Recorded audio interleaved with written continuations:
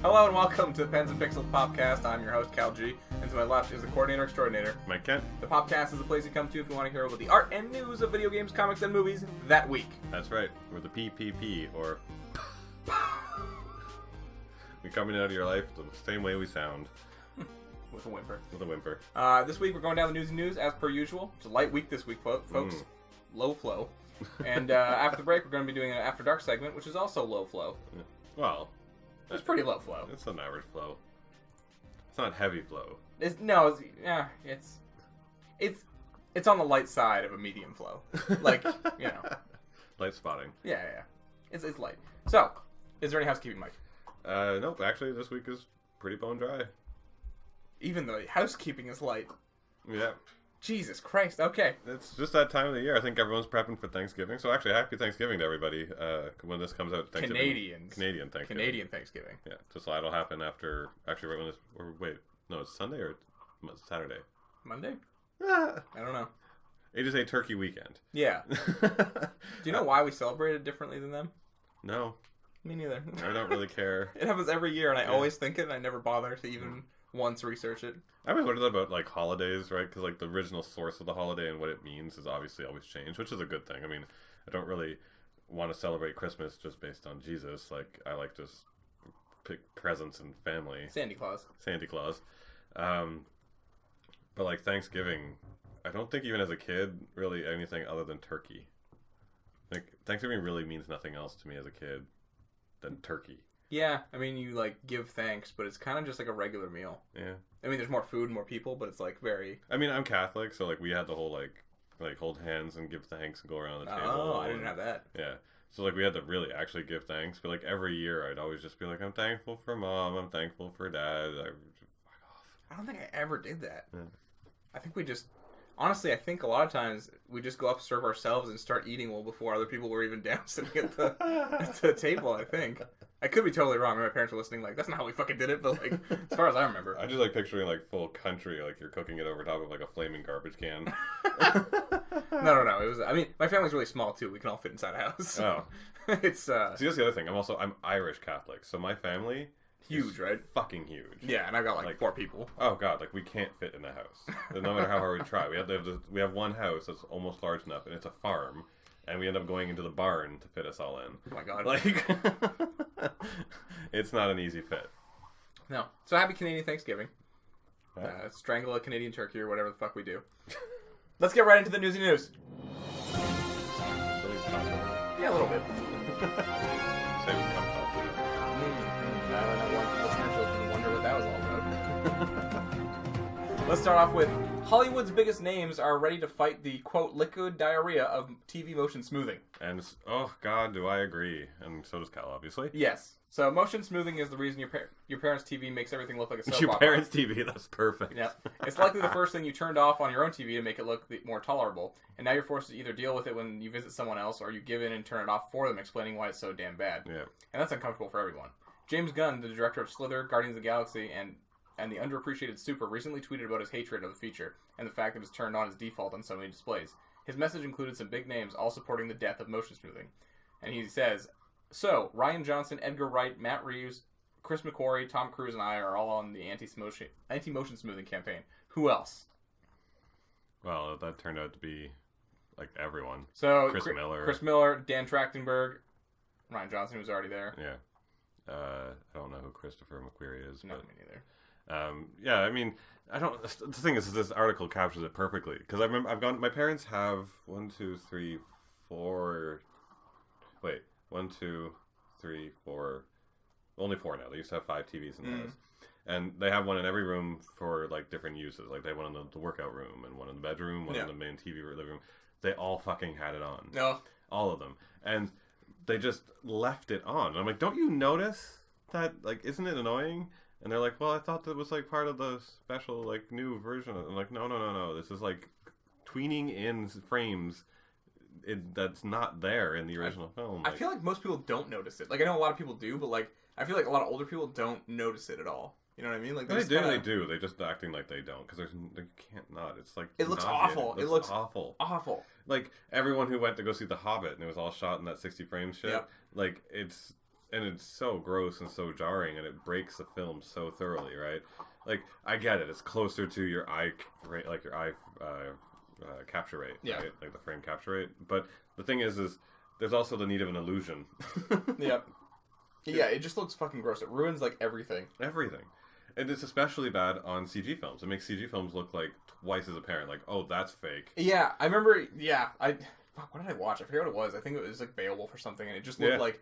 That movie looked pretty good for its time, too. Like, I thought it looked, like, pretty real. And then, like, you see it with the motion smoothing on it. It looks like, clearly an animated model in this, like, environment. It looks like Reboot. Yeah, exactly. It makes everything kind of look like Reboot. Yeah. And, like, fucking The Hobbit, like, watching all the scenes where the camera was supposed to be doing, like, some sort of dynamic pan where it rolls around, it feels like the scene's moving over here and the camera took off on its own, and everyone's like, you lost control of the boom. The guy's, like, on the end of it going, ah! You know? Like, it just...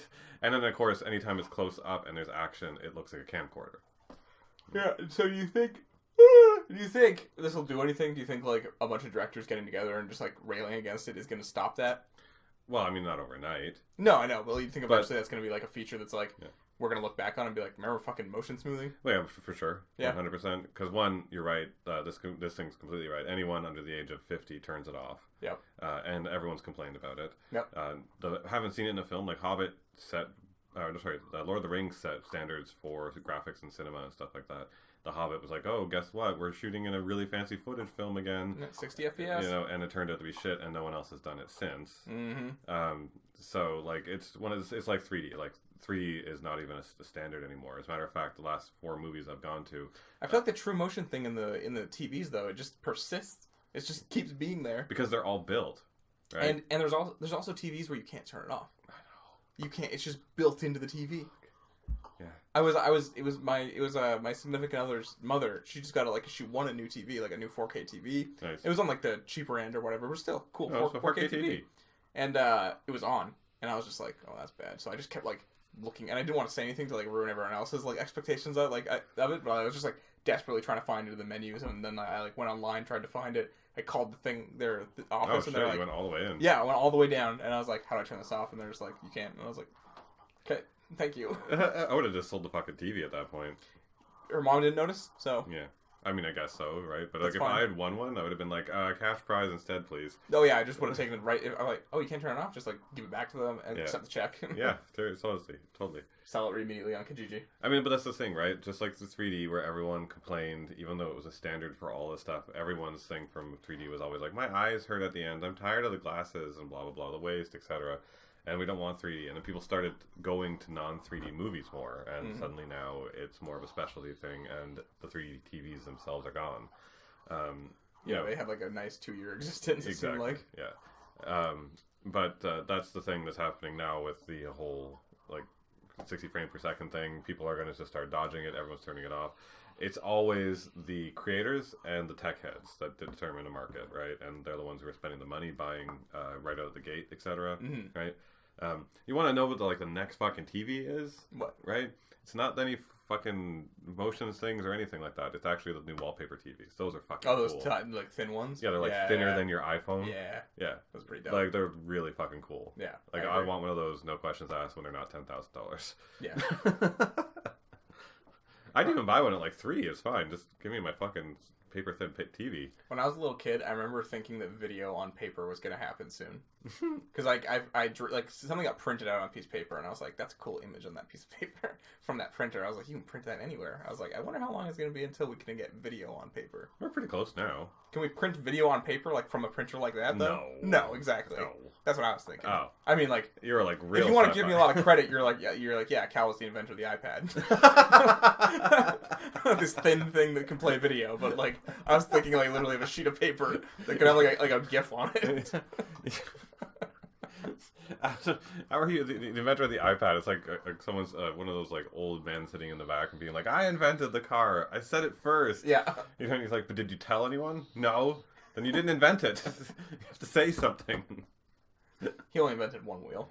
Sitting in Thunder Bay, I invented GIFs. I did invent GIFs. Pass it on to your friends. Okay, next up, how the Spawn reboot will pull off a low-budget superhero film. So if you don't know, Todd McFarlane, the creator of Spawn, is getting Spawn rebooted. He went to Blumhouse, who is infamous for... Not infamous, that's what they do. They give a creator or director $5 million to make a low-budget movie, and they get, like, complete creative control, basically. So Spawn is even getting more than that. It's actually getting $10 million. Yeah. Because this is... I assume because this is already a big property. Or not big, but it's known. Well, this is Blumhouse's first big property, so it's their first big investment they're going to do in that fashion. I mean, big property in the way that they've gotten a... what is that called? Franchise? A franchise. Yeah. Yeah, like they've made their own franchises now that are highly successful. Like Conjuring and shit. Exactly. But like this is the first one that's come in directly, like a Marvel or a fucking book or whatever. Right? Yes. So, the producer of the new Spawn reboot has explained how the low-budget superhero film will work. Indeed, when one thinks about superhero films, they usually don't think low-budget. Yet, before the recent superhero resurgence, unless they featured Batman or Superman, comic book movies often relied on crude special effects and noticeably cheap costumes. Yeah. Spawn in 1997 was one of the first modern superhero adaptations to devote most of its budget to visual effects, which ended up amounting to a third of the total cost. I feel like that's going to happen again. Mm-hmm. In an interview with Coming Soon, producer Jason Blum revealed just how they plan to bring the comic book character back to the big screen while keeping an eye on their wallets, and it starts with getting back to the core of what makes Spawn so iconic. Well, just going back quickly, just before I lose the thought, like... the old superhero movies, they still tried to pull off all those special effects, and it always looked like shit, right? Yeah. I think it's probably more expensive today to make special effects than it was even back then. Yeah, because you got to really make it look good. Yeah, you got to really make it look good. So I'm kind of like, what's the plan here? One of the things that we're keeping the scope of the script relatively contained. So that's the biggest way. I think the other way is he and I aren't paying ourselves any money out of the budget, nor will any of the actors. So there's another way. We're using our usual tricks. We're using our usual tricks of not labor. Paying them. Yeah. Our slave labor They're force. just not getting money, and they're doing work. I think that's just slavery with extra steps. It is literally the slavery with extra steps. It's Rick and Morty right out of the gate. Jesus Christ. We made this joke before, but like... money or at least reward is what pushes people to succeed.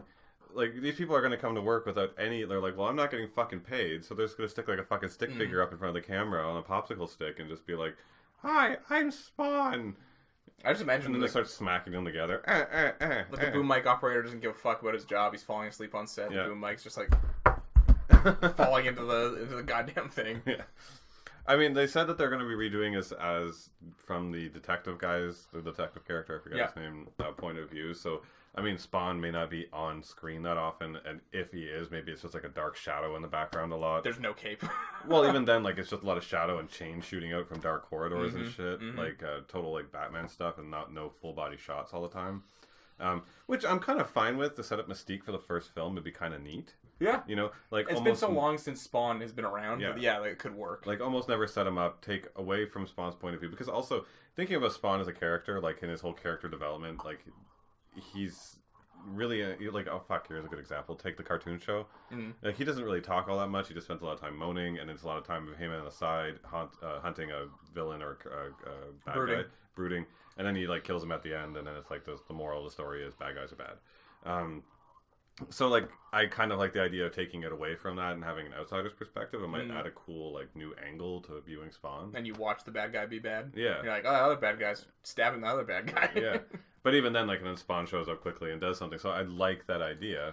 So I was down with them up until the point where they're just like, and then we're expecting quality from our unpaid employees. Yeah. Yeah, it's just so crazy. I mean, I wonder if it's one of those things that's like, you know, like, they're going to hire people, and because it's Blumhouse, and they're a recognized name and company, and they've had a lot of successful projects, like, if it's like, hey, you help us with this, like, it's a stepping stone for you could work on the next Insidious or something, which is an actual franchise we can pay you for. I don't know. It's what it's literally going to be. Is they're going to just show up to work and be like, wow, Spawn, that's awesome. Sure, I'll sign the contract. And just, like, the last stroke goes off, suddenly the cuffs come down, and the chair moves away, and you fall into a pit, and there's just whips. It's just Todd McFarlane. You have to watch me write the entire script. You have to hear my tale. Okay, so as for what the film entails, so far all we know is that the movie will focus on Spawn and Detective Twitch Williams, with the two locked in a Jaws-like storyline.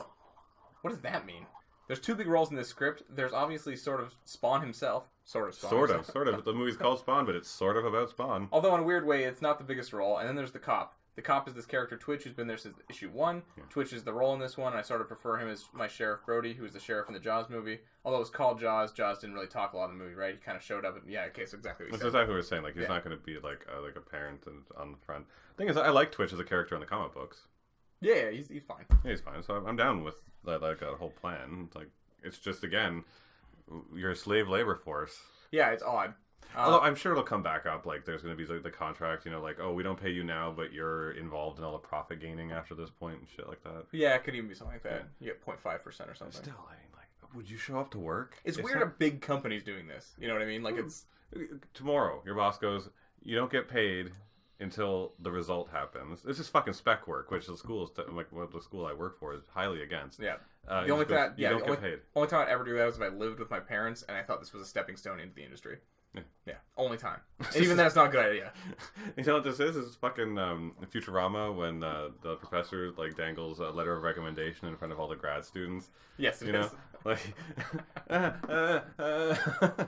this giant drove of underfed, malnourished, underwashed film students all trying to get their make. Absolutely. Like, yes, spot on analogy. Let's revisit our friend Shane Black. Sorry, I had a picture of the set being like Orange is the New Black, where they're like having trades for like commissary shit. I got a coffee filter. The guy just pulls out a pocket. I have cheese. Yes. And they all start like eating at it like rats. Makes them seem like homeless people. Well, they kind of are. They're probably film students. Okay, let's revisit our friend Shane Black. If you don't know, Shane Black's a running joke on this fucking podcast. Mm-hmm. He's not a joke himself. He actually makes great movies. He does. He's just a wacky character. He's a wacky character, so we like to have fun with his stories. Especially this picture apparently you have up on the screen. That's funny. Yeah, that's pretty good. That's a wacky picture. So the headline is Shane Black is under consideration to direct Dwayne Johnson's Fast and Furious spin-off, which is also starring Jason Statham. That's basically all there is to do. But what do you think Shane Black could do? Do you think he's going to be the people? Or the person. The people. He is many people. He is people. He has people on his head. Do you think he's going to be the person to finally bring the franchise to space? That's where it's been heading. Everyone's talking about it. Like, Fast and Furious is just getting crazier and crazier. We know that if he does, he will fervently deny it. Oh, yeah. Like, there's going to be like, so, Mr. Shane Black, there's a rumor going around that you have Dwayne "The Rock" Johnson drifting on one of Saturn's rings. This movie doesn't take place in space. That's ridiculous. This is not a sci-fi movie. It's grounded in reality. Yeah. First trailer comes out. It's like actually Dwayne Johnson's head is the planet, and it's like the car is shooting out of his mouth into Jason Statham's dick hole or something. His urethra is a racetrack. It goes into a different dimension. Like, and just orgasm out a whole bunch of cars. Sort of engines. We actually made a better movie right there. Mm-hmm. No, I think he will probably take it in some pretty wild directions. But, he will fervently deny everything. As a matter of fact, he'll probably be like, we're not so much talking about cars. Yes. We're going to be talking about just this one character. Okay, so how many characters do you have? 50. And you're just like, wait, what? Have you ever seen Transformers? Are you making giant robots? No. First trailer, Dwayne Johnson, he just his arm starts turning into a tire. Yeah. Just he turns into a car like Morty from Rick and Morty. Yes. Yeah. And the alarm going off. At the end, he keeps fighting for make this Cars 4, and they're like, no, we don't have the rights to that name. And every once in a while, he'll run in on set and it'll be like, okay, so what we're gonna do is we're gonna set this up, and it's gonna be in space. And he runs back out, comes back in. Now it's on Earth. He's like, who's he talk to outside? And they just follow him outside, and there's a seagull flying by. And he's like, yes, of course. And he's writing fervently on a paper. Comes back in. It's definitely not in the suburbs. Okay, so next up. Wonder Woman director says the film isn't a woman's movie. I don't know what this means, but let's find out together.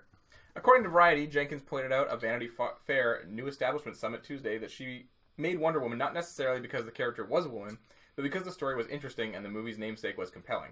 Knowing that the film had universal appeal about it, Jenkins determined that Wonder Woman was a story about a hero who just happened to be a woman.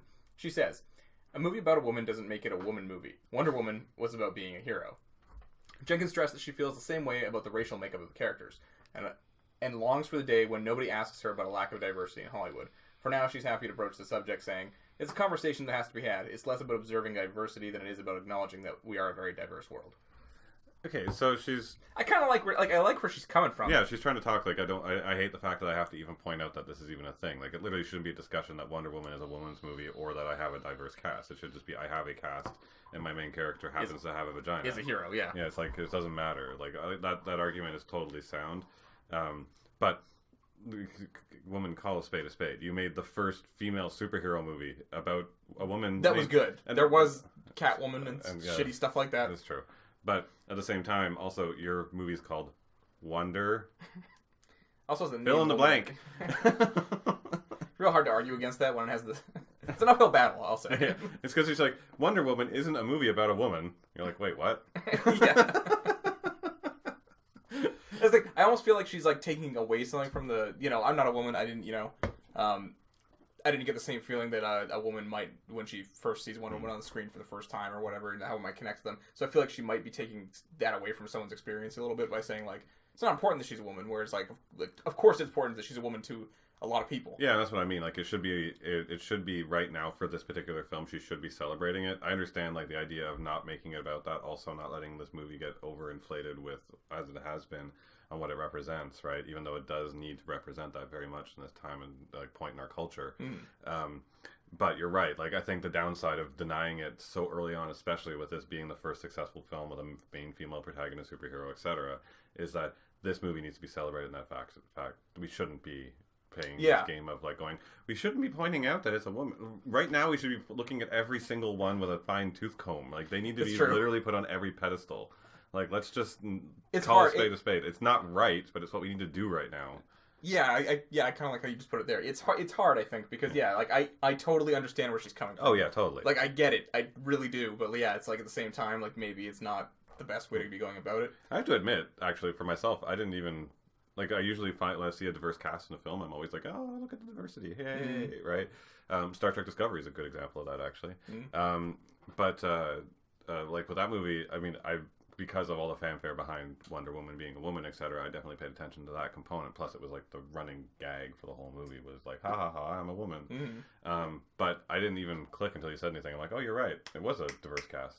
Yeah, I mean, I wish it's hard. I wish a lot of times in society, I used to feel this way and I've kind of like evolved past it into like the other side. But like, I used to be very much of the mind like, I'm like, yeah, I get it. Like, we need more women and stuff. Or, yeah, I get it. Like, we need more, like, gay representation and stuff. I'm like, yeah, I get it. Like, can we stop talking about it? Like, I already know that, like, that's a thing we need more of. Yeah. But also, if you just mention it once, like, you just put up your finger and it's like, oh, it'd be nice if there was more women and stuff. And they're like, noted. Like, you kind of have to keep the conversation going. Yeah. As tiring as it might be, sometimes, like, you have to keep that conversation active in the culture, whether it's on Twitter, Facebook, whatever, right? Just in the public mind, so when people are making movies, they start thinking about that too. Like, oh, right, yeah, like, we should, like... But that's the conversation. That's how it happens. That's the conversation that has to be happening right now, right? Like, making change in the States. Every single freaking person online, on TV right now is telling you to call your representative and start making impacts in work democracy. Yeah, exactly. Standing back and going, oh, I would like you to not tax me so much isn't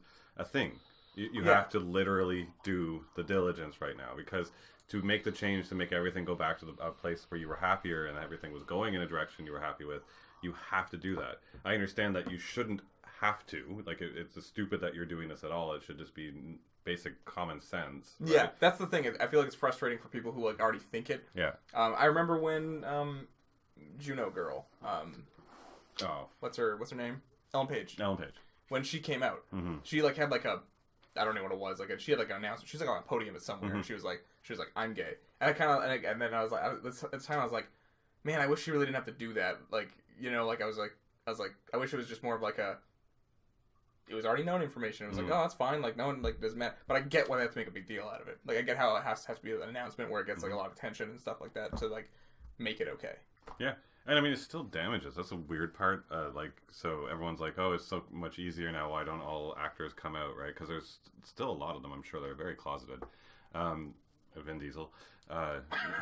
He's such a fucking homo. Good God. He is.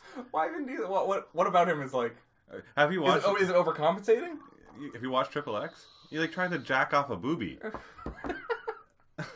He did. I've seen the original Triple X like way back when, but I don't remember him jacking off a titty. Is it the new one or the old one? The old one. Oh, okay. He looks so lost. Like he was just like, all right, so then this and then.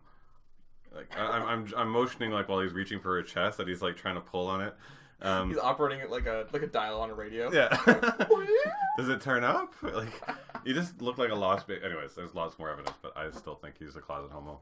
All right. I don't even want him to be. I'm not. It's like it's just yeah. But like coming out in Hollywood today, it still damages your reputation in a massive way, right? Like you're no longer that sex symbol that they can sell using material to be like, hey, check out my sexy character. Like if Chris Pine came out as an example, then he's no longer that thing that women can lust for. So they don't put him. But he can be the thing men lust for. Yeah, but that's a smaller market, right? At the end of the day, yeah, we I only guess make so. up Yeah, like that's true. 15-20% of the market, right? Even if we spend more, it doesn't matter. We don't have as much as getting every single woman to drool over you. And then the image, even if you play as a gay man, a straight character, and you're still sexy and everything like that, every woman goes. This is the thinking. It's not correct. Like they think, oh, every woman's going to go off and go, oh, I can't sleep with that at all. They're just like my best friend now. People are horny. They see something pretty, they're gonna want to fuck it. Like there are straight guys in movies that I look at all the time, and I'm like, wow, that guy's really hot. I have zero chance of converting him. Have you ever watched a movie purely because the person is like hot? Yes. That's the only reason. Yes. I think I did that when I was like maybe young, but like. Oh no, not recently. Yeah. Yeah, no, not recently. But when I was younger, fuck yes. Yeah. Oh god, all the time. Well, that's the thing. But now that we're like money making adults and we can spend our like money as we please, we don't do that anymore. You know what I mean?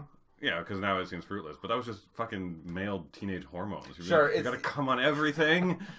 It's the same thing of why I wonder like when they put like Starfire in this tiny little bikini on a DC comic, and it's just like. I'm like, who's buying it because someone drew titties? And then, like, I'm sure they are. Starfire is probably number one seller of the month because they titties. Totally exist. But I didn't even get that when I was a kid. Because remember back in the back ends of comic books, they used to do all those swimsuit shots and stuff.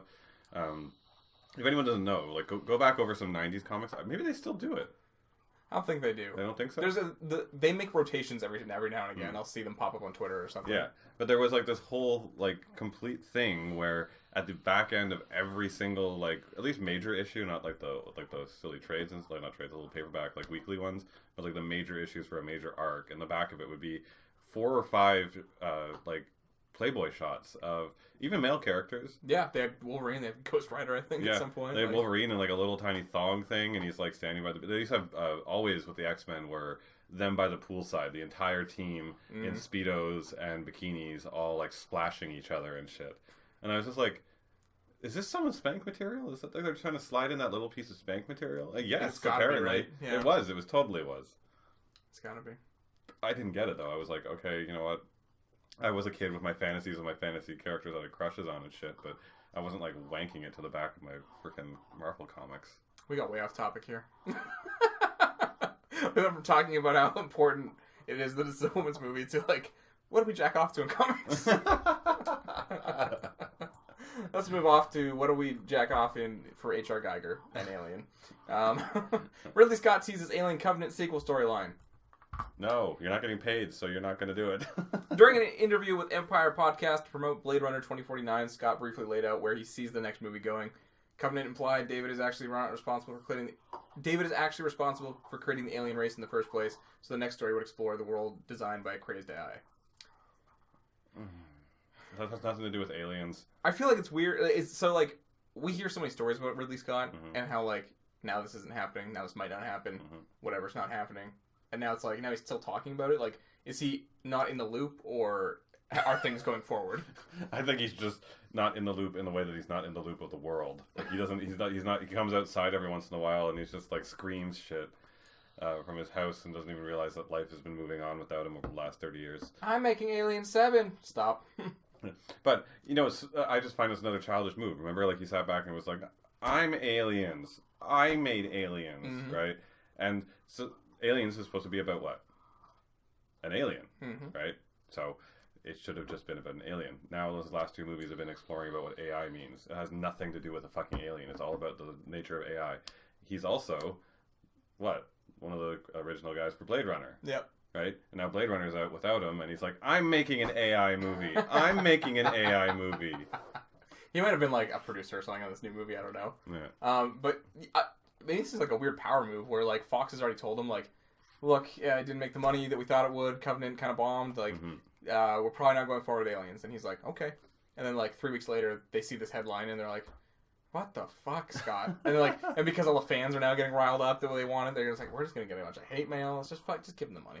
No, but no one wants this. Let's give them the money. That's the thing. It doesn't have the fan pull, so there's no way that they're gonna do that. Like at this point, it's just him making shit up. Well, it's gotta be because I mean, it is just him making shit up for sure. Yeah, but it's gotta be too because like I don't know of any fan push to continue to see more content. I don't know anyone on any site or any review sites have back. It was like I can't wait to find out what happens next. I think we're both in agreement what we want to happen in the Alien franchise, right? Reboot. I kind of want like a little dip where no alien stuff is at all, like 5 years maybe. Yeah, more. And then a reboot. Yeah. Yeah. I want Neil Blomkamp to do what he promised to do. Or Neil Blomkamp's, but yeah, that seems like a fucking pipe dream at this point, so. We'll see, maybe. I mean, at this point right now, like, it's just, again, just get fucking Sigourney Weaver in while she's, like, still capable. How funny would it be if, like, Fox funded Neil Blomkamp's now that his, like, other side project is, like, being pretty successful and, like, well regarded, and, like, Ridley Scott's gets sidelined? What was his other side project? His experimental film thing. Oh, his experimental film thing. That was really cool. Yeah. He's done a lot of cool stuff with that, so. And that's been pretty highly revered and, like, critically acclaimed, so. If you haven't watched that, actually go watch Neil Blomkamp's new stuff. I always forget what it's called. It's a term for the whole universe. Seeds. No, I don't know what it is. I forget. Yeah, there's some creepy stuff. The one with the giant hand monster. Yeah. That one was good. The first one with the aliens was pretty neat. Oh, the studio's called Oats. So look up Neil Blomkamp Oats. Yeah. And there was another one in there that wasn't half bad, actually. I forget. Actually, I watched Chappie finally. Have you seen it? Yep. Yeah? Yep. It was actually pretty bad. I like Chappie. Unfortunately, it actually was as shitty as I thought it was. I like Chappie fine. Like, I didn't think it was, like, super bad or anything. That's the thing. I don't think it's, like, his best work. I liked it better than Elysium, for sure. You know? I like Elysium better. But I still like District... I think District 9 is the best. Oh, that's a masterpiece. Yeah, exactly. That one's so good. Yeah. And then, like, Elysium I was, like, actively bored by. And then Chappie, like, at least kept me enticed. Elysium had boring moments, for sure. Matt Damon wasn't a great choice for that role anyways. He looked the part, but I just couldn't believe any badassness from him. I'm like, you're Good Will Hunting, you know, like... He's Jason Bourne, too. Yeah, but Jason Bourne also is more, like efficient and clean and, like, you know, highly, like, trained and, like, kind of super spy James Bond sexy. Not Neil Blomkamp. I grew up in, like, wrecked Africa slum... And, you know, I'm born and raised from the hard life. Like, there's nothing about Matt Damon that says he had a hard life. That's true. That's true. That's a good point. Yeah. I think Ben Affleck could at least pull that off. Yeah, because Ben Affleck just generally kind of looks like... Have you ever seen, like, a picture of him? They'll catch him, like offset or something. He's, like, outside, and he's, like, has a cigarette hanging out of his mouth, and his hands are just, like, hanging by the side of his body. Yeah. He has a limp cigarette. He's like... That man has been used. He's like, everyone hates me as Batman. My wife divorced me. Like, fuck. Has there ever been a Batman everyone hated? Val Kilmer? Am I Val Kilmer? You know, he's just like... Oh my god, I'm sure that was literally one of his thought process. Cigarette just falls out of his mouth onto his shirt, starts burning a hole. I feel nothing. It burns into his lip. Fucking Ben Affleck. Okay, next up, gaming news. Okay, this is gonna be a heavy one. Pete Hines, the VP NPR marketing for Bethesda, he said, "It's disturbing that Wolfenstein can be seen as a controversial political statement. We're certainly aware of current events in America and how they relate to some of the themes of Wolfenstein 2. Wolfenstein has been a decidedly anti-Nazi series since the first release more than 20 years ago. We aren't going to shy away from what the game is about. We don't feel that it's a reach for us to say that Nazis are bad and un-American, and we're not worried about being on the right side of history here." Well done. Nicely put. In the game, freeing America is the first step to freeing the world. So the idea that hashtag no more Nazis in America is in fact the entire game and franchise is about, our campaign leans into that sentiment and unfortunately happens to highlight current events in the real world. We don't feel it's a reach for us to say Nazis are bad or un-American, and we're not worried about... Yeah, okay, that's a repeated quote. I'm really worried about getting that niche Nazi audience. Yeah, in Wolfenstein's case, it's pure coincidence that Nazis are marching in the streets of America this year, and it's disturbing that the game can be considered a controversial political statement at all. This is what our game is about, and this is what the franchise has always been about. We aren't afraid to embrace what BJ stands for and what Wolfenstein represents. When it comes to Nazis, you can't put us down. You can put us down in the against column. Yeah. It seems kind of fucking self-explanatory at that point. Also, anyone sitting back and going, oh, don't shove a political agenda on us with your game. It's always been about shooting Nazis. Yeah, so if you don't know, there's a ton of people like protesting this 13-second ad on Facebook. I'm actually going to pause it right now so Mike can watch it. So first off, Mike, now that you watched that little ad of Nazis marching down the streets with hashtag Not My America, are you enraged? Does make your blood boil? Oh, I'm so angry. I mean, other than the fact that obviously we're not American, it doesn't even matter what fucking country you're from.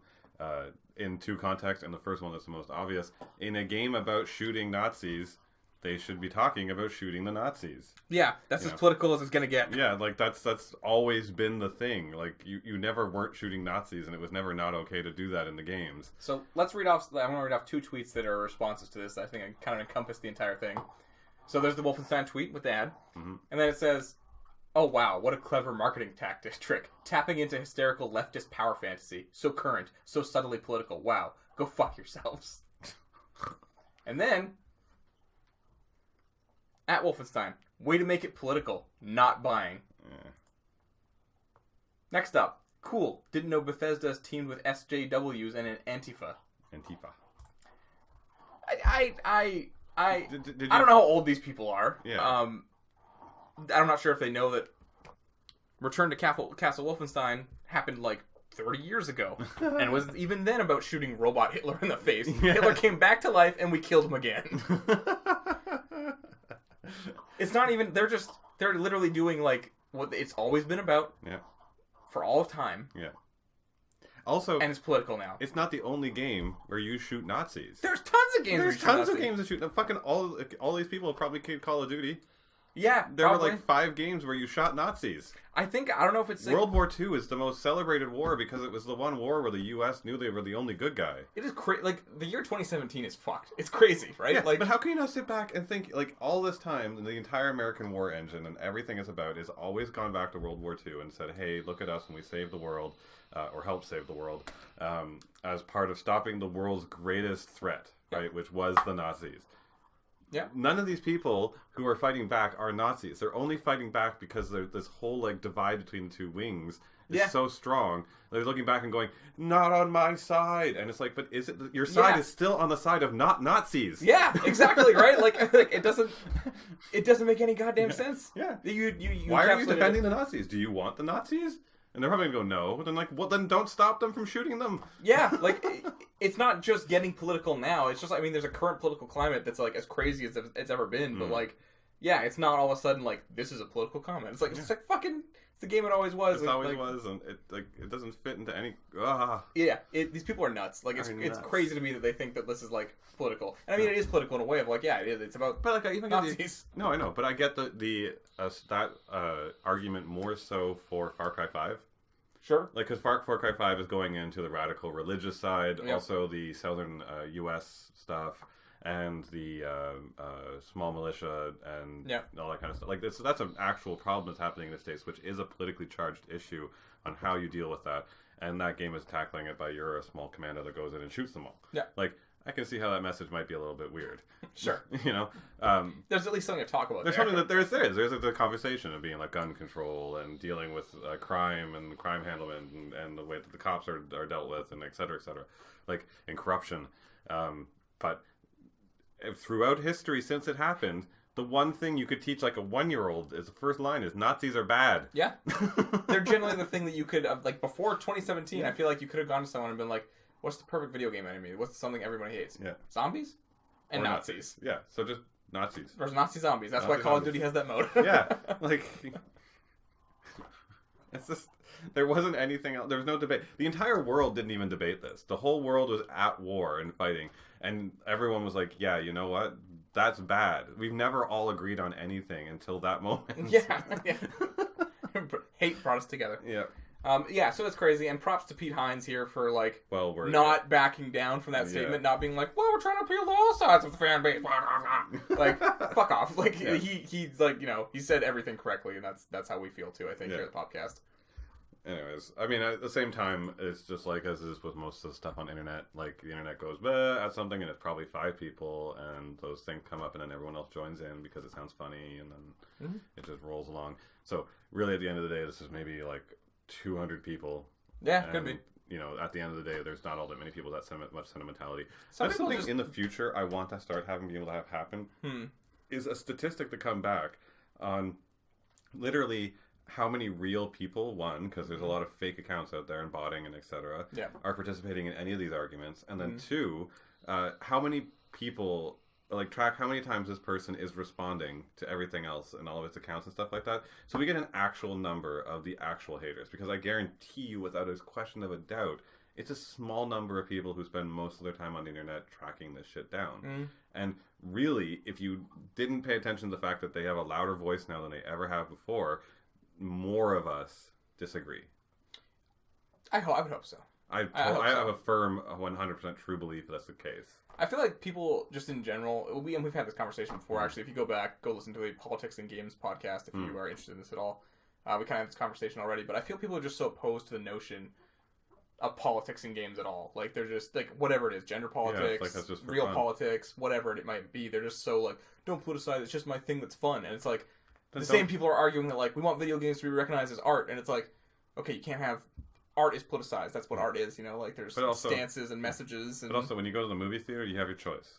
The Oscar drama, the political satire or political drama, the comedy, the horror.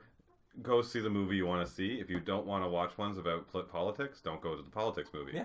If you don't want to play a game that's about politics, don't play it. Not every game's for you. And then these people get all fucking mad because these are the same people who get mad. It's like, oh, you put a black guy in Watch Dogs 2 as the main character. Way to politicize it. And it's like, black people have been in video games for quite a while. Yeah. And even as some, we have quite a few main characters at this point, I feel like. So, like, let's all calm down. Like, it's just because we got into this climate, people are reacting so poorly to, like, oh, it's a woman main character. Oh my god, it's a fucking blah. And it's like, let's calm down. Especially since now it's happening more frequently when everyone else is like, I'm putting them out there anyways, right? And they're still freaking out. And you're just like... How many times are you going to say that? How are you not... Yeah, how are you not okay with it yet? People are fucking crazy. Crazy.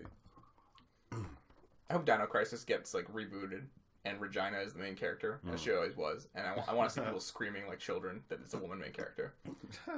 Okay, next up. Let's do something fun. Yeah. PlayStation teases big game announcements for Paris Games Week event. A lot of news is coming, it seems. Sony has teased its upcoming Paris Games Week press conference. In a tweet today, the company said PlayStation fans can expect big game announcements and other unspecified updates during the show. And that'll be held on October 30th. So this might be one of those cases of also where, what was it last week? The Capcom guy who's like, sorry, couldn't be there. Big project coming soon. Like, this a big announcement could literally just be them coming on board and just being like, oh. Well, it's coming from PlayStation themselves. You'd think they'd know what's up, right? But at the same time, so I come at this from two ways. Like, one part of my head wants to be really optimistic and excited. It's like, oh fuck, they're ready to unleash some shit ass Sucker Punch's new game or what have you, right? Yeah. On the other hand, it's like they want to hype it. They want everyone to tune into this. They want people to watch. It's like, oh, we got big announcements, and it's like, oh, we got DLC for Cooking Mama 2, and you're like. And they're like, and then after the show, when they're being interviewed about it, they're like, well, we think Cooking Mama 2 DLC is a big deal, you know, and they'll say, like, something like that, and it's like, wah, wah, like... And they're like, oh, check out all the free wallpaper that comes with your purchase of... some shit like that, Within, right? And you're like, oh, thanks for making me, like, stop my day.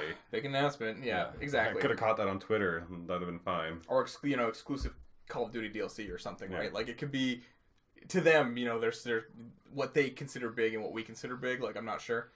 It's like, what's Paris Games Week big? And that's the other part that you brought up before, is like, PSX is a month afterwards? 2 months? It's like December, it's early December. It's like a month and a half. Yeah, a month and a half away. Like they're not creating a new game they can show us in that time. No.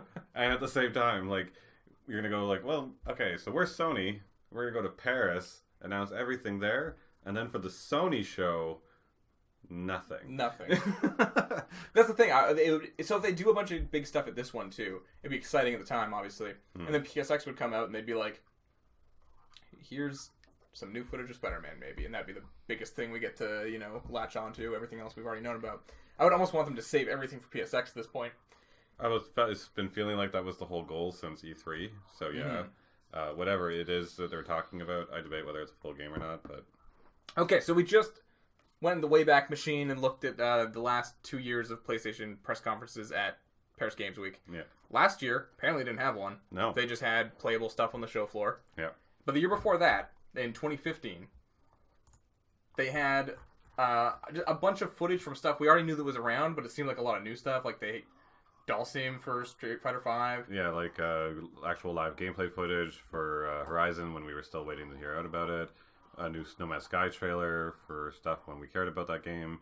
Matterfall from Housemarque. Yeah, like Gravity Rush 2 trailer. Multiplayer functions to stuff, and yeah, like Until Dawn Rush of Blood announced. There was like the big one was Quantic Dream reveals Detroit. Yeah. That's huge to be actually there. I didn't know that it got revealed there. Yeah. If you asked me, I would have said E3. It is actually a pretty big conference. I have colleagues who go, and like when they show me the pictures of the actual conference, it's like E3 in scale of look, at least. I don't know about the content. So do you think? I think it's going to be that, but I think Sony's going to come in and maybe have one thing like this, kind of. That's what I was going to say. Do they do Sucker Punch here, get everyone stoked, and they're like, hey, here's some new fucking God of War footage. And we're all like, oh, we're dragging our little dicks, and then a bunch of other little stuff. And then PSX comes around, and they're like, okay, here's some Spider-Man footage. Here's Last of Us 2. Here's Last of Us 2 actual gameplay. Yeah. Like I think that's going to be the case. I really do, because if they're going to do an announcement, which they didn't do last year, then they're going to come in and announce something. Mm-hmm. Probably something that's tighter on the pipeline, I guess. I don't know if this will make a difference, but is Sucker Punch European? Like, are they located over there, or are they American? Fuck, where are they? I was going to say maybe there might be a higher, likelihood that they reveal it in Paris. If they're in Washington. Okay, well, there you go. Never mind. Yeah. Never mind. And I mean, Last of Us is U.S. Yep. So, Naughty Dog. Yep. Well, I mean, really, at the end of the day, Paris Games Week was never really about anything, like, particularly Europe. No, I just thought maybe, like, on the off chance, like, they were from Europe, like, maybe. They might get revealed there. I don't know. No, it's a big question. It's going to be interesting to see what they do talk about, what they do release. This year seems like they've been changing the formula for 2 years. Sony dominated the news cycle with E3, just kicking ass. And this year they were pretty tepid. Not awful, but tepid. And it did seem like a lot of what they were talking about was like, we're going to hold on until we shoot at PSX. So maybe the load's just so big they have 2 rounds in them. Or just like a medium-sized dribble at both. Yeah. Not dribble. Just shot. Just a shot. Yeah, a shot. It's decent. It's like that first one that just like fires out really far, and you just sort of like, oh shit. Yeah, well, you wouldn't be like super impressed with it, but like you're like, oh, and then the guy does it again, and you're like, okay, well, you're consistent about your shots though. Like, these are both pretty good. They're not great, you're not winning world records, but yeah. Okay, that's what I guess is happening. All right. Awesome. Tune in after the break for the After Dark segment. We're going to be talking about what we're watching, reading, playing. We're talking about the Rick and Morty season finale, Gerald's game, Big Mouth, Star Trek Discovery, and Battle Chasers. Stay tuned.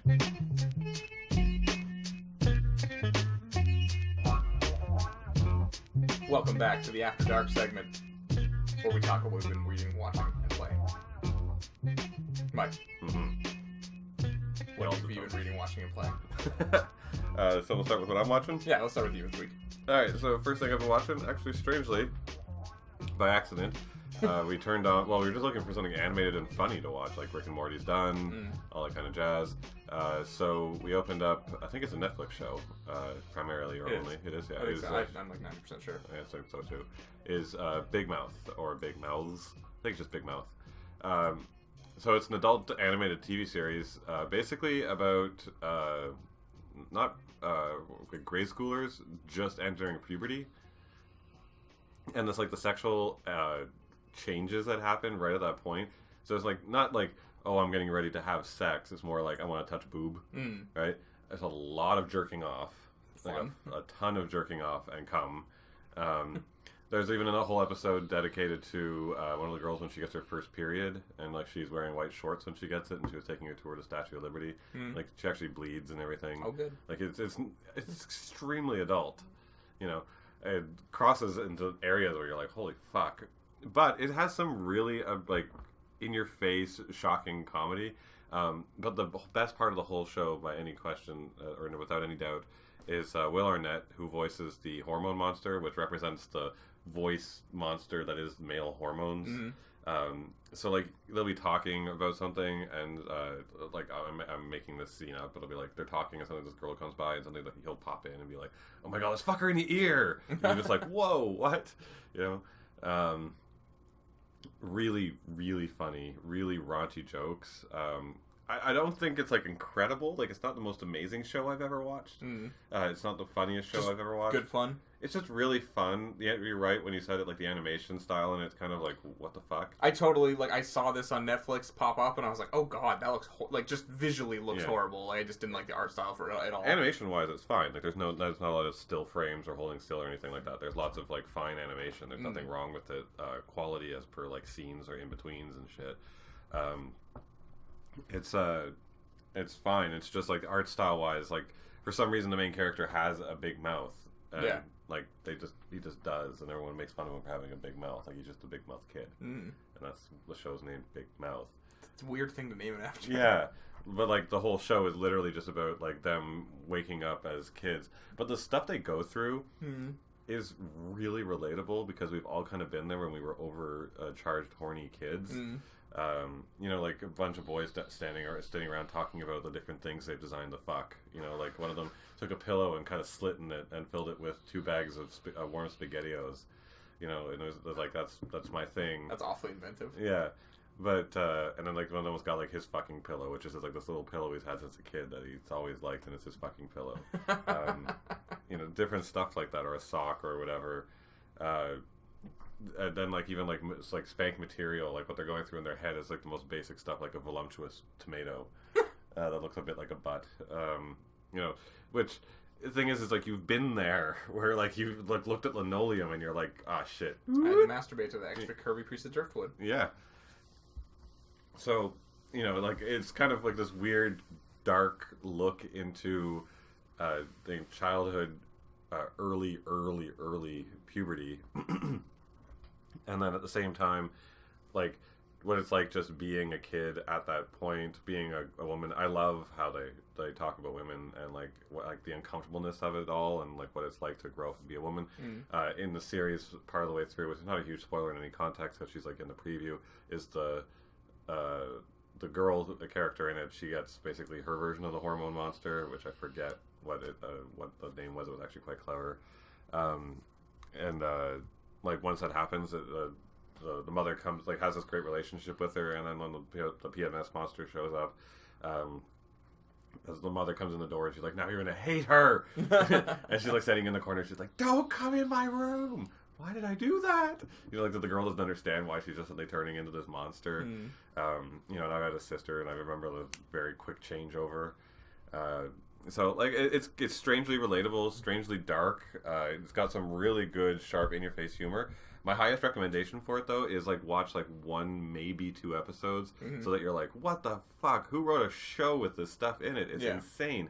Because if you watch it in a row, like, binge watch it, when shock value goes away, this whole show is based on shock value, and once the shock value is gone, the humor really only shows when Will Arnett pops up, and the rest of the show is a bit boring. That reminds me of, like a show based on shock humor. That reminds me of, what was that fucking one with all the animated characters living in a reality show? Drawn Together. Drawn Together. Yeah. I feel like a big part of that show was all shock value. It was all shock value, and then once the shock value was gone, you're like, okay, yeah. Yeah, like by season 2 of that show, you're like, okay, I get it. Yeah, Ling Ling's like a racist thing, and what's her name kills herself all the time, and whatever. You know, like you're like, all right, I'm done. South Park's kind of the same deal until they got a little bit more clever with their humor.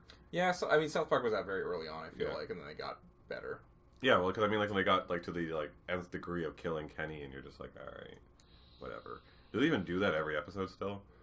No, they stopped that a while ago, like season 7 or something. Yeah, because it's just like 5 even. It's like, okay, let's get over it. Because he died permanently for a while, and then they had like a bunch of tryouts to have the new Kenny, and it was like Tweak or whatever the shit, and then Kenny came back, and then I just don't think he died again. Yeah, or they might have brought it back as a joke once or twice, but.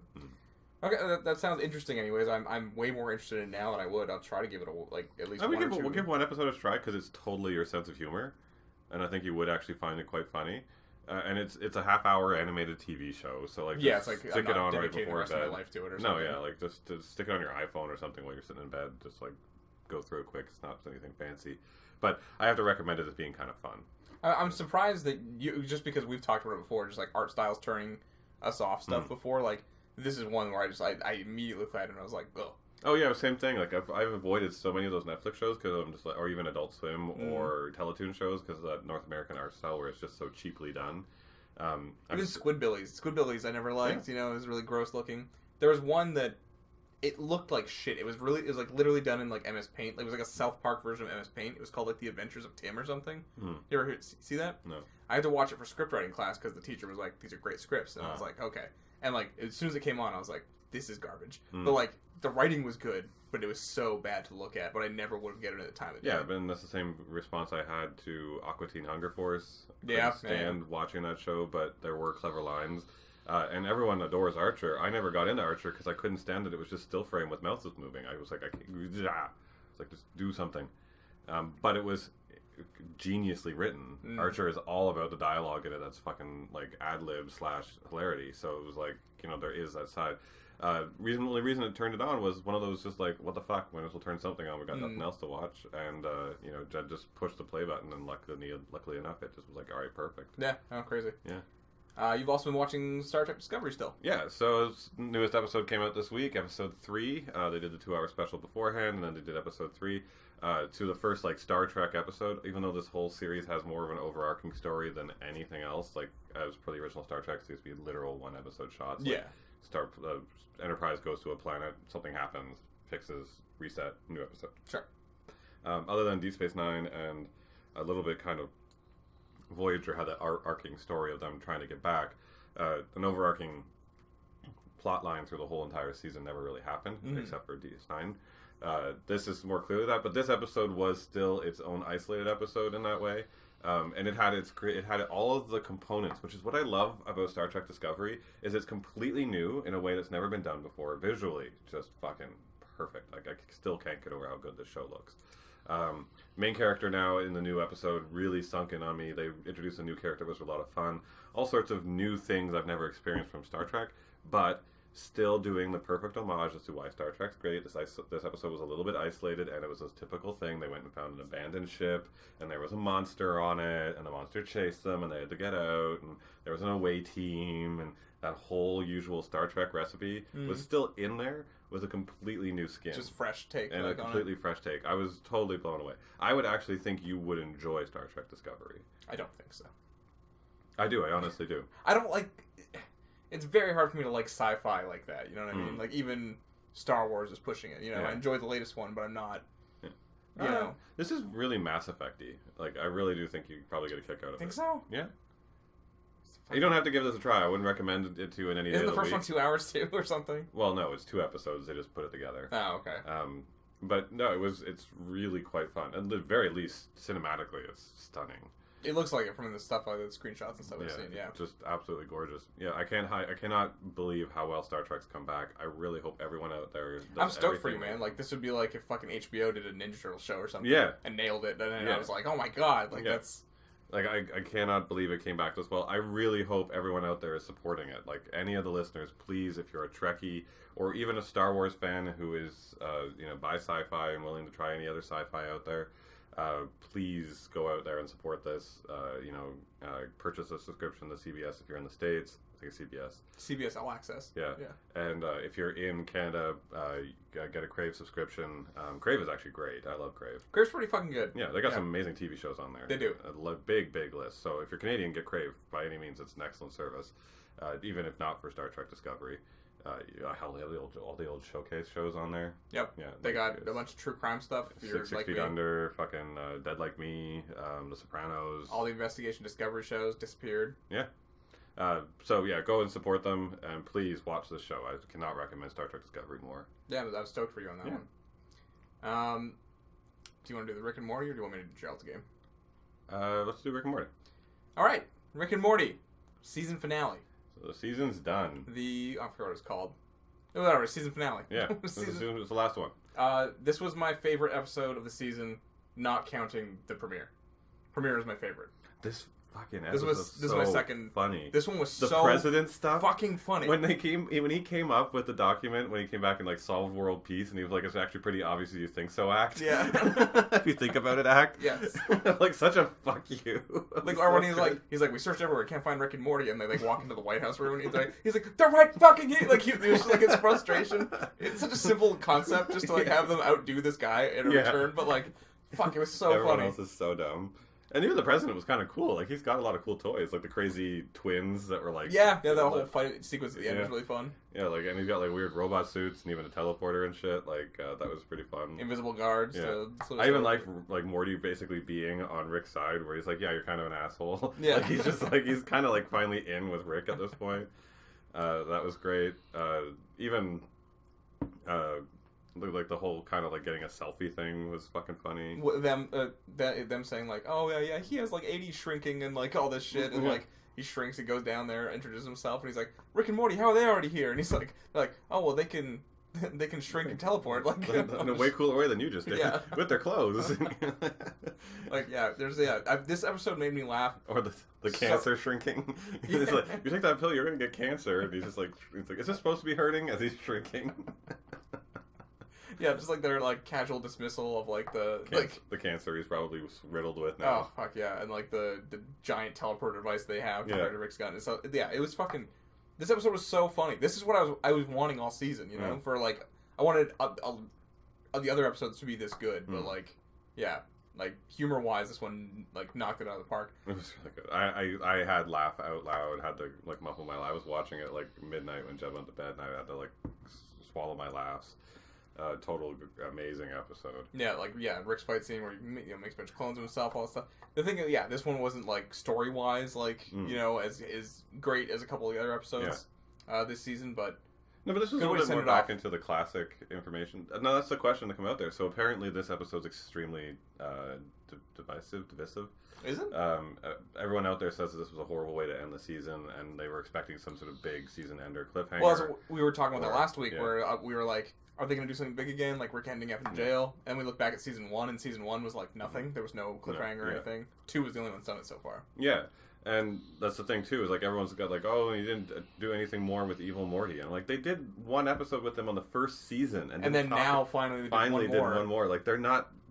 Do you know who Dan Harmon and, they weren't gonna... and Roland are? Like they aren't the guys to do this kind of shit. They aren't going to give you Game of Thrones and Rick and Morty. Yeah, it would have been really crazy if that happened. Yeah, I think that would have given into the fan expectation. Do you think it might have been a little more?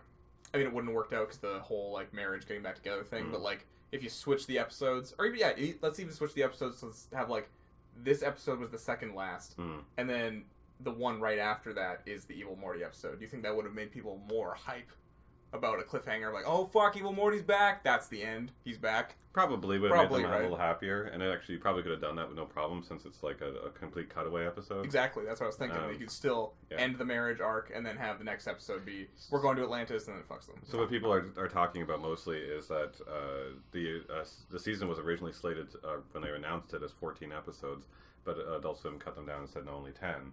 So apparently there were supposed to be 4 more episodes. And so Dan Harmon said that like that was the case. They did cut it down, so they did cut episodes out. So everyone's like, "Where's the real ending?" So everyone's thinking that there's going to be some secret finale episode, like they did with that one that came up before. I don't think so. Okay, that explains. I saw an animated GIF today of it was Rick and Morty coming out of the spaceship in the miniverse, and it's like it was like talking about how they think there's going to be a special Christmas finale or something like now. And I think that's just fans hoping because they felt just cheated by not having this like epic cliffhanger story ending. But this made me happier because you and I were happier with the stuff that like that where it was just more. I don't know. I could go either way. This episode was so much funnier than the rest of the season for me that I'm glad to take this even if it's not a big story drop. Although, what the fuck happened to Bird Person or Phoenix Person now? Yeah, they never touched that again. And no one's mentioned it either. No one's freaking out. Where's Phoenix Person? In the first episode, like she gets him and he's a Phoenix Person, half robot now, and flies off. And I thought for sure he'd make an appearance this season. No. Nothing. Huh? No. Crazy. Yeah, and I think that's just how Dan Harmon and Justin Roiland work, right? Most of the time, every single fucking con, when they come up asking questions, they're like, when are we going to see more Meeseeks? When are you going to answer the question of what happened with, like, Herbopolis Jones or whatever, right?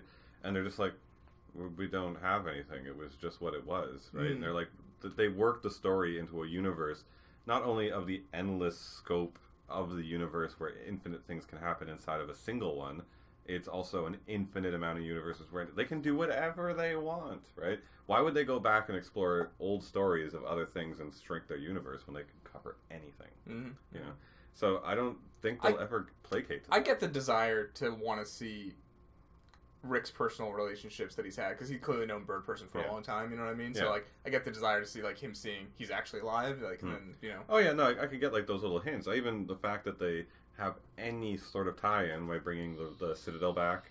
Right? Yes. By bringing Evil Morty back, even bringing back to life Bird Person. Like, all that stuff I totally see having an interest, and I do care about seeing it. And I do think we'll see Bird Person again. And I do think we will, but I don't think it'll ever be a focus. It's just not as nearly as, like, traditional as, like, you know, you see Bird Person first episode, maybe you get a hint of a middle season, and in the end there's some finale battle with him or something. It's like, it's a lot more like, hey, season 4, episode 4 is going to have the Bird Person episode randomly, and then we'll never mention him again. Yeah. And the question I got to ask, though, is, like, everyone spends... So, like we were talking, actually, when we took a little break, we watched different stuff on fans and for shows, etc. For Rick and Morty, the conspiracy fans, and I don't mean that in, like, a negative fashion, the ones who sit there and pick out and be like, oh, this Rick was actually the Rick from Universe The fan something. theory fans. Yeah. And like, this one was here, and then this picture meant this, and it means that all this universe and the true meaning of all this is some sort of deep metaphysics idea, blah, blah, blah.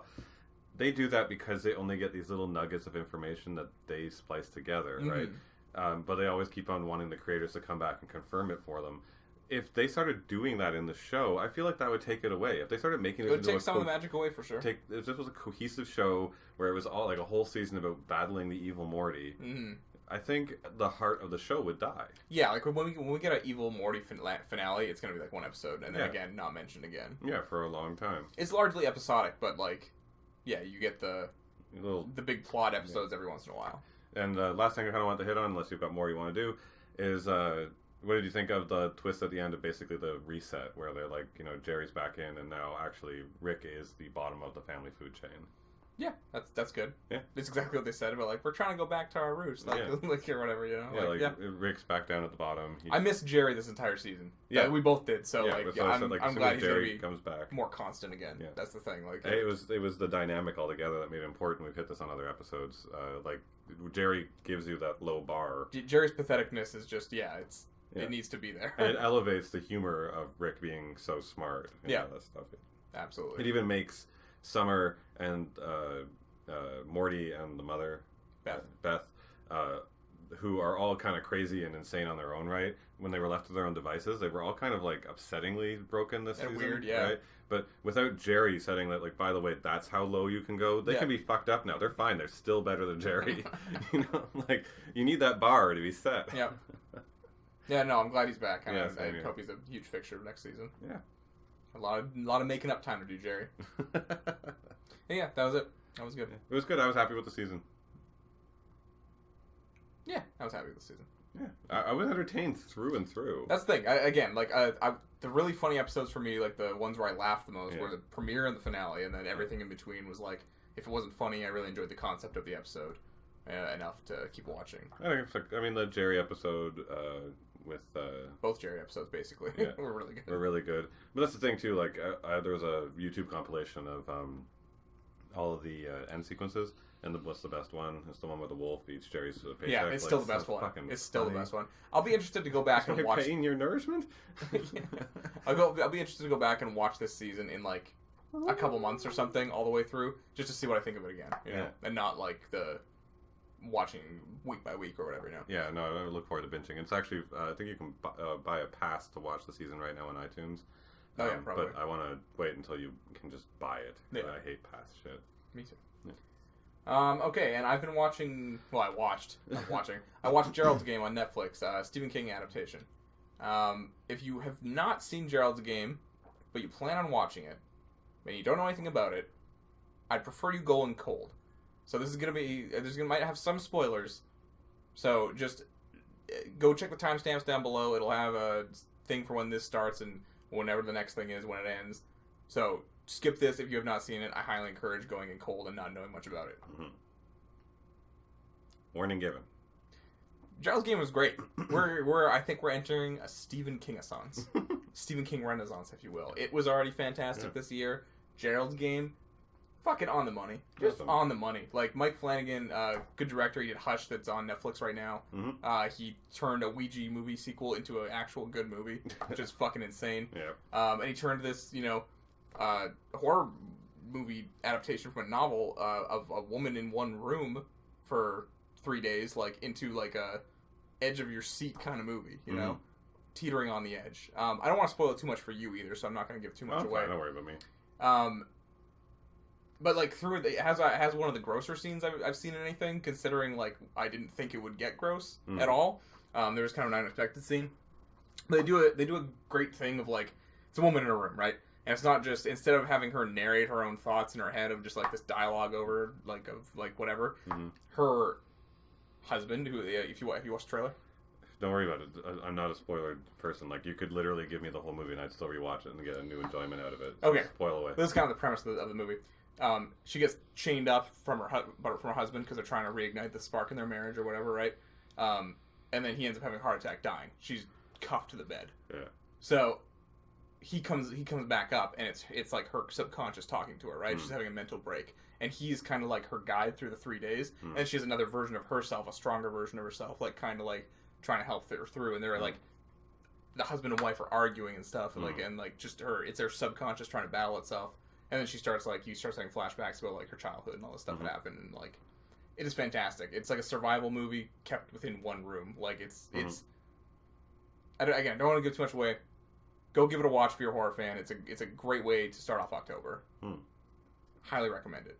Yeah, I plan on checking it out. Like I said, Jen and I have become kind of huge horror fans ourselves, and it's high on our list. Plus, I have heard everyone else who's watched it has been really blown away by it. Yeah. All right, so last thing we're going to be covering is what I've been playing. Chattel Basers. Actually, before I hit on Battle Chasers, I did do like a 2-hour demo run on Cuphead at my parents' place. I just loaded Steam up on their PC because I can't do it on my fucking Mac. And I wanted to bring up Cuphead just to give it a shout out. Everyone else out there in the universe is playing it. It's getting a huge hit. We've talked about this game endlessly beforehand. Made by, it started in Ottawa. The guys who worked on it, there's a lot of them from Ottawa. Very Canadian game. Now it's kind of international, as in U.S. and Canada. Studio MDHR. Great guys. But the game's great. I mean, visually, that's where the power of the game is. You know, like obviously it's the usual run and gunner. It's basically Mega Man with a huge difficulty curve. Tony Colacuzzi, is the one that... There's a couple in Ottawa. Yeah. Ottawa. Yeah. Tony actually used to teach at Algonquin. Oh. It's your basic run and gunner, but mixed in with this extraordinary art style based on the old classic Steamboat Mickey, classic, animated style. You guys all know what it is. I just gotta say, though, it plays awesome, it looks incredible, and it is really fucking hard. I'm so glad that... Honestly, I'm so glad it got like reviewed well, like as a good, like it plays well. Yeah. Because I thought for sure this like was gonna be almost the kind of game where like it came out and everyone was like, visuals are fucking stunning, it's great, gameplay, Yeah. Or like, it's fine, like whatever. It's kind of you've seen that this all before. The problem for it. The paint, the coat of paint is super fresh. Yeah. That would have been the problem for it if it was only a boss battle game. They did the right move, delaying it and adding in the platforming, because that really does expand the game much further. And it opens it up to a wider audience as well. Yeah, exactly. So, and speed running are more interesting and stuff like that. So, they're definitely very cool. But when I played more of it, what I'm more excited for than anything else, it just released 2 days ago? Or did I only play it last night? Did it release before that? Let's check. So what I'm talking about is Battle Chasers Night War. This is a game on Steam. It is also available. It's on everything. It's on PS4. Excuse me. It's on, you name it. Doesn't matter. It's on the console. This is a RPG designed and created around the comic book, and also this game designed and created by the one and only legendary, most amazing and incredible artist for me, my inspiration and reason why I started drawing, Joe Madureira. Also known as Joe Mad. Joe Mad. He got his start at Marvel? I believe so, yeah. I think he got his start at Marvel. And then he started working on solo stuff. There's a really good article, I think maybe it was from Penny Arcade or for another, but during the later half of the 90s, becoming a new comic book fan was really hard because there weren't a lot of new comic books coming out. And if you actually look at the time period, only 9 new titles came out. Oh my god. It was always just like Spider-Man $3.99, you know? Mm-hmm. Like, you couldn't jump in, and that's when the whole Image thing took off and launching new titles started happening, and you start getting your Witchblades and your Fathoms and shit like that. Joe Mad's work is a particular style of art that's exaggerated with a little bit of anime. Like, if you've never seen it, you've seen it. Yeah. That's the thing. Like, if you're watching the video version on YouTube, I'm going to have a screen up from Battle Chasers, and, like, you'll look at that art and be like, I've seen that style before. Yeah, it is so distinctive. He's also done other games, so he did... Did he do Darkstalkers? No, he didn't do Darkstalkers. It was no, he did the other one there. Fucking Darksiders? Darksiders. Yes. Yeah. He did Darksiders. The art for it and the design for it, which is totally his. Again, just gorgeous, stunning work. So this game, though, is an RPG, classic JRPG style, kind of a mix of like an isometric top-down RPG to also classic turn-based, it is a turn-based, like combat RPG, using the characters from his original comic book Battle Chasers, which I highly recommend anyone go out and check. It was an excellent series while it's had a short run. Is it worth going back to? Like, I assume you can probably get it all in like one graphic novel, yeah. Oh yeah, fuck yeah, totally awesome. One of just amazing work, and like art-wise alone, that thing tells a story with just its scenes beautifully because it's fucking Joe Mad. But this is a comic book come to life, 100%. It is a Joe Mad comic book that you can interact and play, which is every single fan's dream, right? But tied to all of that, I haven't played very much of it. I'm really, really early on, just a couple of hours in.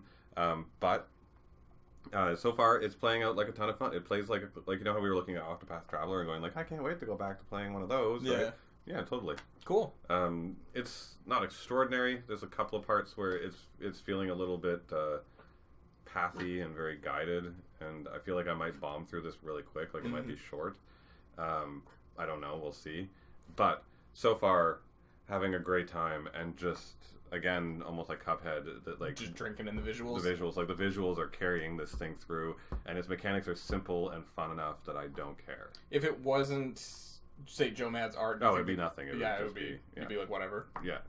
But it's like going back to these characters, going back to those visuals, and then even then the way it's tied together, plus full animated sequences for video stuff, which is stunningly animated. That sounds nice, actually. Oh, so pretty. I didn't know it was doing that. Yeah.